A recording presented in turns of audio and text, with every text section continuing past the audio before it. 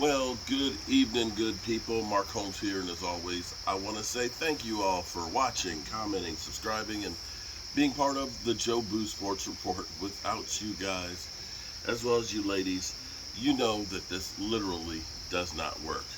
Man, this cold has kicked my ass, and every time I think I'm coming out of it, seems like this thing just kind of comes back and kicks me in the ass again. Kind of like those eagle trolls out there.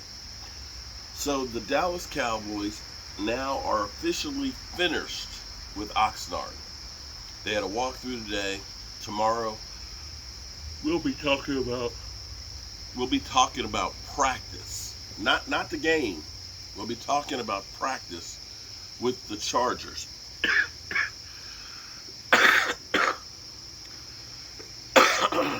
Forgive me. I'm sorry. I try to get through this without coughing. I'm doing the best I can. But we'll be practicing with the Chargers. Now, we have everybody going crazy about the Cowboys, that the team is terrible, they're off, they're going to win 4 games, that they're ass. Mike McCarthy is an idiot and needs to be fired and replaced, and Sean Payton needs to be coming in immediately, and, that Dak is not going to be able to succeed because, they put too much on his shoulder. I mean, we've got so much stuff here. And I say, relax for a minute. Take a deep breath. It's funny to me because I actually look back and shout out to Randy Seitz and Brian, the mailman, because they got me actually thinking about this and looking into this. And they found out that the first 3 years of Mike McCarthy being the head coach of the Green Bay Packers, they were the worst team basically over those 3 years as far as penalties go. But something happened with Mike McCarthy's teams because they went from being one of the worst after those 3 years to being one of the best and not giving them up. I don't know what the change was, but I'm hoping that Mike McCarthy and his analytics are going back through there and are working on that. And I'm not ready to panic just yet because a lot of the guys that were playing were getting their first chances to play in the NFL. What's comical to me is we've been focusing in on Zeke Elliott. Everybody's talking about how Zeke Elliott, he's done. We literally heard yesterday, or at least I heard yesterday, somebody saying that Zeke Elliott was actually playing for his football career this year, that he could be out of football next year. And I kind of look at that and say, I don't think so. It's funny because I sat there and watched the Washington Commanders scrimmage and remember being at their practice and seeing Antonio Gibson. They had working just him, nobody else, just him, on keeping him from fumbling. And the first thing he does, the first play, is he fumbles. He's in the doghouse right now. Here it is, Miles Sanders, a lot younger than Zeke Elliott, a man who said that the Eagles feel like an all-star team, even though it's not a football term, that's a baseball term. He's injured again. His hamstring. And I'm going to tell you, a hamstring issue for a running back is a problem. Yet somehow, Zeke Elliott, a guy who's still in a bad year with a torn PCL, still got 1,000 yards. There's still guys like Melvin Gordon that are still out there running. Frank Gore finally just retired. So to say that Zeke Elliott is fighting for his football life, like he won't be able to play football if he doesn't have a great season this year. It may not be with the Cowboys, but I can guarantee you that this is not Zeke Elliott's last year. Zeke Elliott does so many things on the field that it is actually amazing. And the crazy thing is of course, the speculation. Dak does a commercial with the Real Housewives of whatever and CeeDee Lamb. And the speculation is on First Take, this is about passing the torch. Zeke Elliott is done with the Cowboys because he's not in an ad with Dak Prescott. Well, I hate to tell you, Zeke Elliott's not in very many ads, period. I don't think Zeke Elliott's been in any ad with Dak Prescott throughout his career, because Zeke Elliott, unfortunately, has a name because of the cases and things that have gone against him. He's not exactly the great endorser of products, and people don't go to him. Stop trying to read shit that's not there. But back to Mike McCarthy. Mike McCarthy, from the end of last year, knows how fickle Jerry Jones is. His seat can't get any hotter than what it is. It just can't. To think that now all of a sudden he's under more pressure this week than he was last week is a fallacy. It doesn't, listen, he's going to be, every time the Cowboys have a bad play, anytime there's a clock management issue,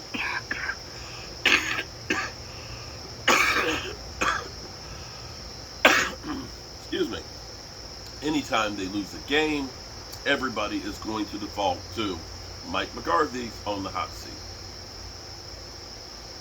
The reality is that's the reality of it. You know what you sign up for when you sign up for the Dallas Cowboys.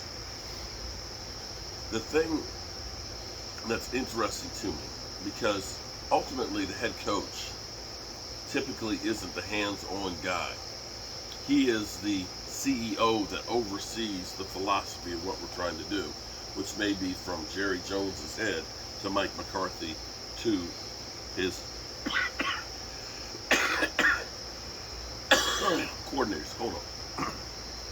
Just hold on for 1 second. I am so sorry. I pray that this is done before our next preseason game. Interesting thing I heard today was Van Der Esch talking about how long it took for him to take to Dan Quinn. Day one. He bought into Dan Quinn day one because of his passion, because of his energy, because of his confidence. He believed into this guy. And see, that's the difference of having a great coach. When you have, and we've all had great coaches or great teachers that you would literally run into a brick wall for. And when you get that with guys, I think Jimmy Johnson had that with his players with the Cowboys, that they would do anything to succeed for that coach. They buy into it. They believe in it. They want to perform beyond just getting paid.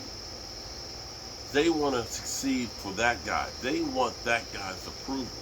And that's a rare thing.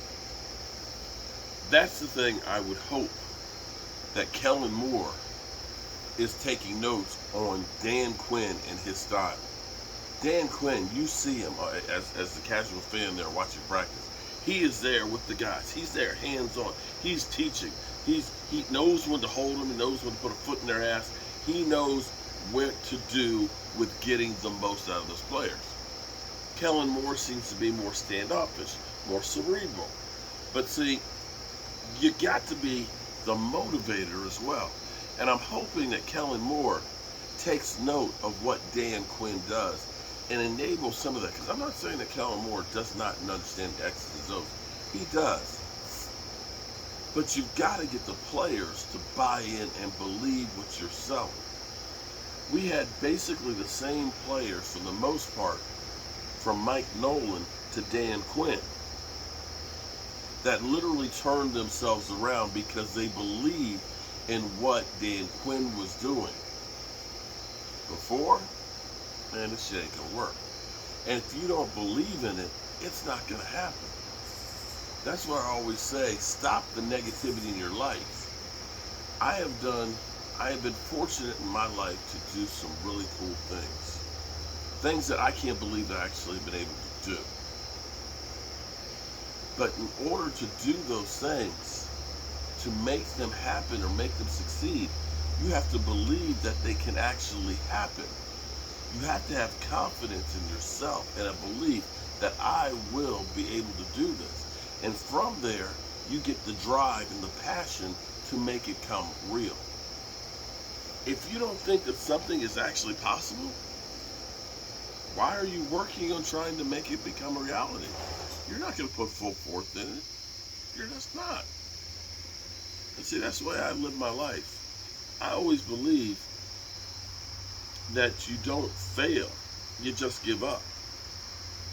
That there's always another way to find an answer and a solution to what you want to do.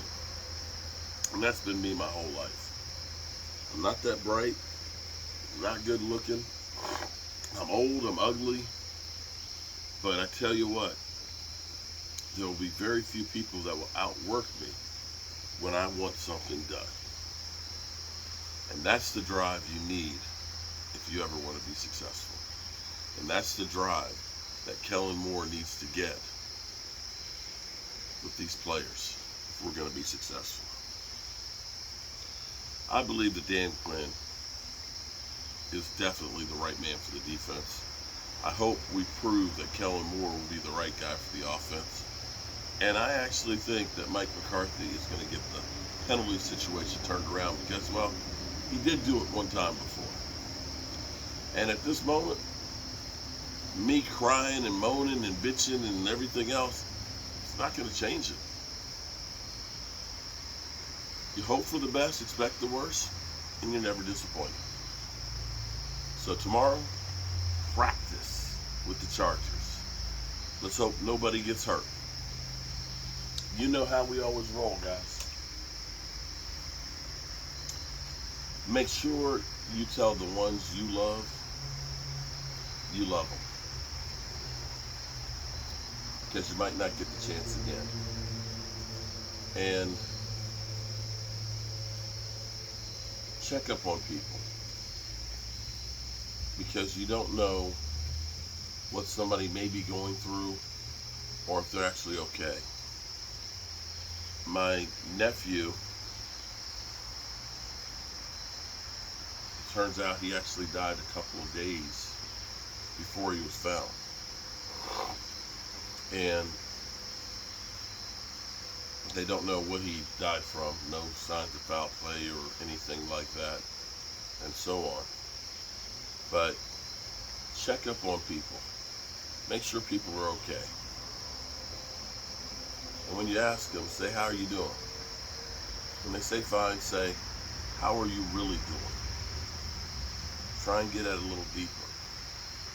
Because we all, trust me, we all need each other.